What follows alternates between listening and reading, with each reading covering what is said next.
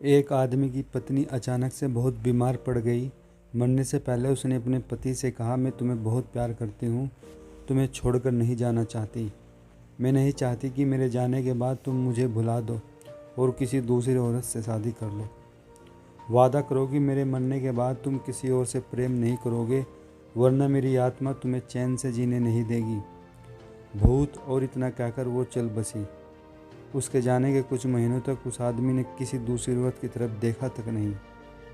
पर एक दिन उसकी मुलाकात एक ऐसी लड़की से हुई जिसे वह चाहने लगा। बात बढ़ते बढ़ते शादी तक आ गई और उनकी शादी हो गई। शादी के ठीक बाद आदमी को लगा कि कोई उसे कुछ कह रहा है। मुड़कर देखा तो उसकी पहली पत्नी की आत्मा थी। आत्मा बोली, तुमने अपना वादा तोड़ा है, अब मैं हर रोज़ तुम्हें परेशान करने आऊँगी। और वह इतना कहकर गायब हो गई। आदमी घबरा गया। उसे रात भर नींद नहीं आई। अगले दिन भी रात को वह ठीक से नहीं सोना। अगले दिन भी रात को उसे वही आवाज़ सुनाई दी, मैं तुम्हें चैन से नहीं जीने दूंगी। मैं जानती हूँ कि आज तुमने अपनी नई नई पत्नी से क्या क्या बात की है। और उसने आदमी को अक्सर एक एक बात बता दी। आदमी डर के कांपने लगा। अगले दिन वह शहर से बहुत दूर एक जैन मास्टर के पास गया और सारी बात बताई। मास्टर बोला, ये प्रेत बहुत चालाक है। बिल्कुल है, तभी तो मेरी एक एक बात उसे पता होती है। आदमी घबराते हुए बोला। मास्टर बोले, कोई बात नहीं, मेरे पास इसका भी इलाज है। इस बार जब तुम्हारी पत्नी का भूत आए तो मैं जैसा कहता हूँ तुम ठीक वैसे ही करना। उस रात जब आत्मा वापस आई तो आदमी बोला, तुम इतनी चालाक हो, मैं तुमसे कुछ भी नहीं छिपा सकता। और जैसा कि तुम जानती हो, मैं अपनी पत्नी को छोड़ने के लिए भी तैयार हूँ, पर उसके लिए तुम्हें एक प्रश्न का उत्तर देना होगा। और अगर तुम उत्तर न दे पाए तो तुम्हें हमेशा हमेशा के लिए मेरा पीछा छोड़ना होगा।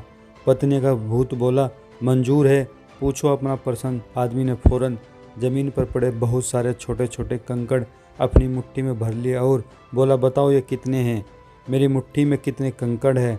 ठीक उसी समय भूत गायब हो गया। कुछ हफ्तों बाद वो एक बार फिर से जैन मास्टर के पास पहुंचा और उनका शुक्र अदा करने के लिए कहा, मास्टर जी, उस भूत से मेरा पीछा छुड़ाने के लिए मैं जीवन भर आपका आभारी रहूँगा। आदमी बोला, मैं ये नहीं समझ पाया कि आखिर उस पर्सन में ऐसा क्या था कि एक झटके में ही भूत गायब हो गया। मास्टर बोला, बेटा, दरअसल कोई भूत ही नहीं था। मतलब? आदमी ने आश्चर्य से बोला, हाँ, कोई भूत था ही नहीं।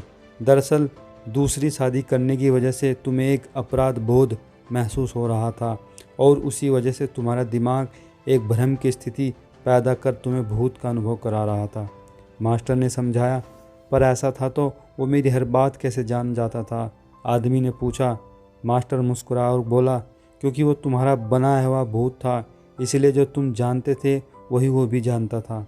और यही कारण था कि मैंने तुम्हें वो कंकड़ वाला प्रश्न पूछने को कहा, क्योंकि मैं जानता था कि और तुम्हें तुम्हारे दिमाग की इस उपज से छुटकारा मिल जाएगा। भूत भी इसका उत्तर नहीं दे पाएगा। पूरी बात समझ चुका था। उसने एक बार फिर मास्टर जी को धन्यवाद किया और अपने घर लौट आया। दोस्तों, कई बार हमारे मन में किसी भी पुरानी बात को लेकर एक गिल्टी फीलिंग रह जाती है।